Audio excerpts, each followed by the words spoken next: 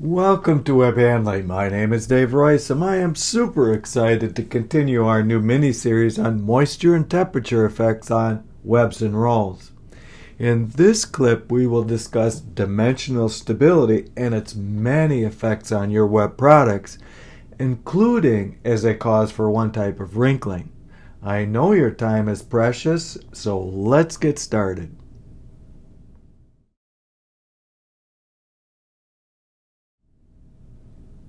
I will give you 3 reasons why hygro-thermal expansion is important. The first is for machine design and maintenance, which we already covered in Web20170b. In this clip, we will discuss product process design that may affect your ability to meet dimensional specifications and to keep the product flat.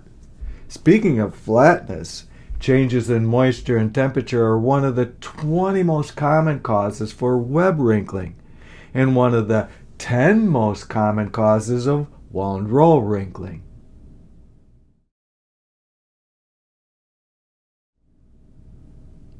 The change in length, width, or thickness is the original length, width, or thickness times the expansion due to temperature and or moisture. See Web201.69k for details as well as sample calculations. In this clip, our focus will be on effects.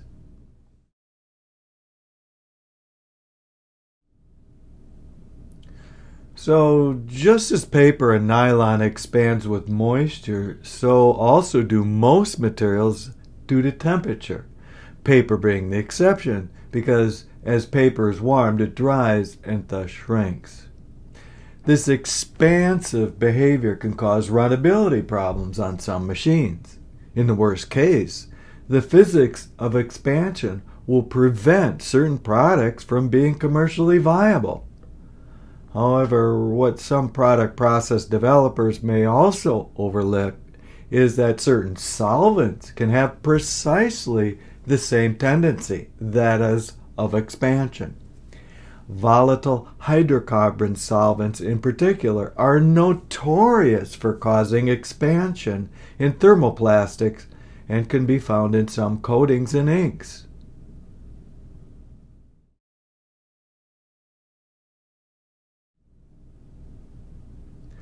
Hygro-thermal loading changes dimensions just like any other loading, such as web tension or pressure inside a wound roll.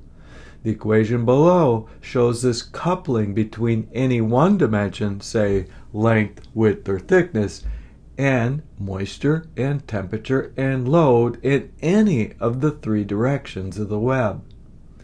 Product process designers must consider the physics of hygro-thermal loading when specifying width and width tolerances, such as the registration of elements such as multicolor printing.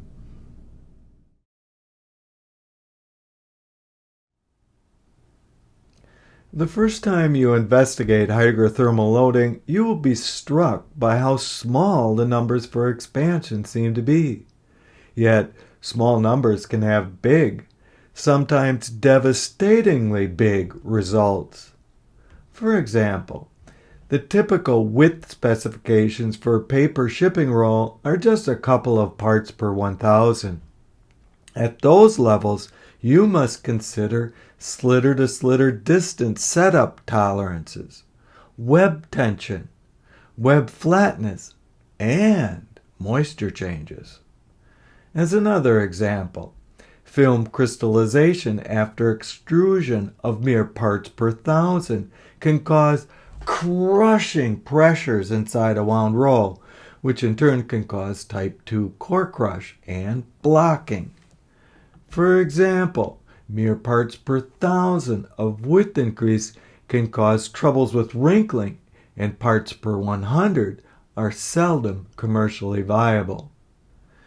The conclusions that we learn from these and countless other product process design failures is that small is big.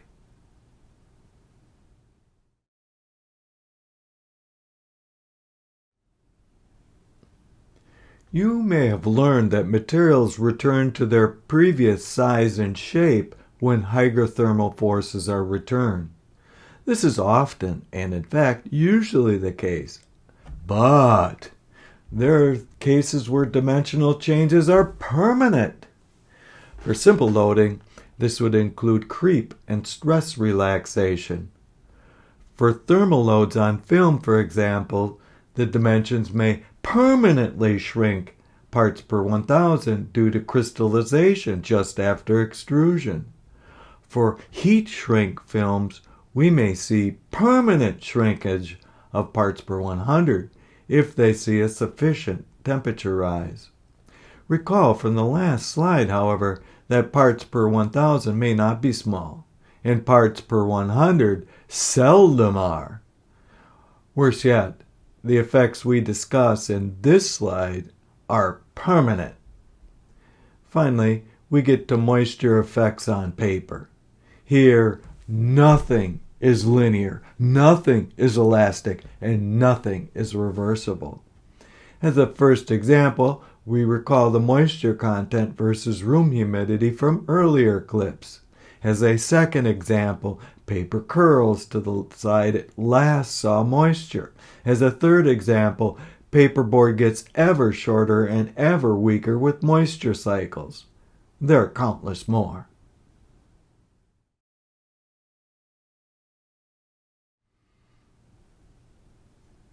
The web handler has even more concerns about hygrothermal loading. That is, if you heat up film or add moisture to paper, the tendency is for the web width to increase. However, non-intuitively, as we learned in our Web 101 class, the web can't easily move its edges out. Thus, it tends to take its extra width as MD troughing.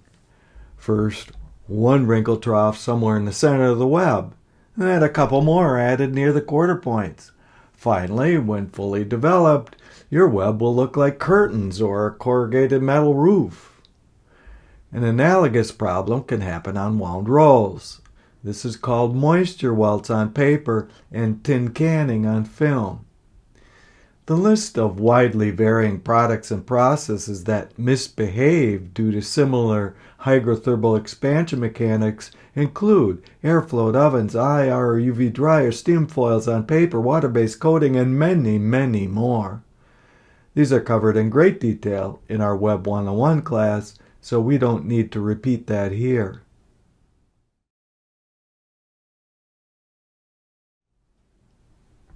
Again, in web handling, I cannot stress enough that small numbers do not mean small results. You can begin to see problems at mere 1 part in 1,000 expansion, no matter whether the cause was tension reduction, moisture increase, temperature increase, or calendaring, or rolling, or improper spreading, or excessive roller deflection, or other width-changing factors. You can begin to see problems whether the material that is expanding is paper, film, foil, or something else. By the time you have 1 part in 100 expansion, you have in-your-face wrinkling that is seldom commercially viable. Let us take a couple of examples. A low water-based coat weight add-on to paper of only 2% should be no problem in this regard. However, very few people can add much more than 20% coat weight in a single pass. Yet, everyone wants their process to be the exception. Indeed, I witnessed one exception just last month. However, it took 1 year of product process development on a full-scale machine, trials of many paper grades, and a special paper that had a sizing that slowed the uptake of water, all to make it work. So the exception to the rule turned out to be very expensive, very time-consuming, and very painful. If we turn to copper foil, which has a very large thermal expansion rate, we see that modest oven temperatures should not be a problem, though really hot ovens or treatments definitely can be. Some people call these tunnel wrinkles because they form inside an oven or dryer tunnel.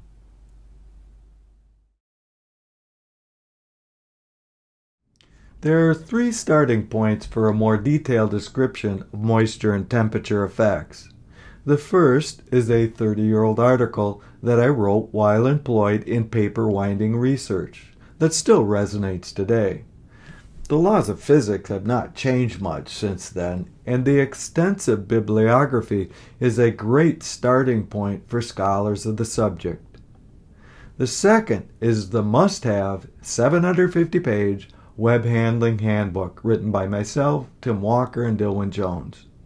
Here, material properties and expansion wrinkles are explained in great detail. Last but not least is my award-winning and trademarked Web 101 class that has been taken by about 5,000 people just like you.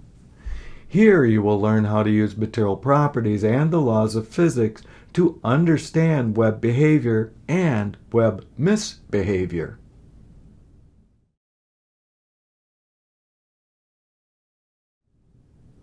Thank you so very much for joining me in this Moisture Matters mini-series. Stay tuned for the next clip where we will discuss moisture and temperature effects on product properties and runnability. If you would have a topic you would like to hear about, let me know in the comment section below. If you found anything interesting or useful here, please like and share and subscribe. Also, please consider supporting the work of this channel using the Patreon link below. See you next time.